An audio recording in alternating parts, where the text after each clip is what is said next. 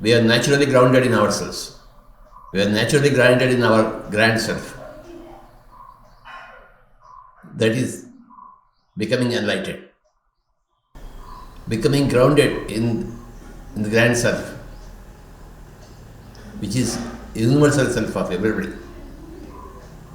There is only one universal self of everybody, which is the grand self.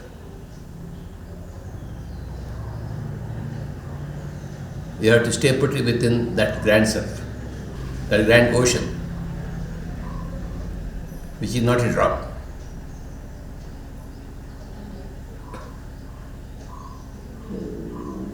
There you find fulfillment. Whatever small issues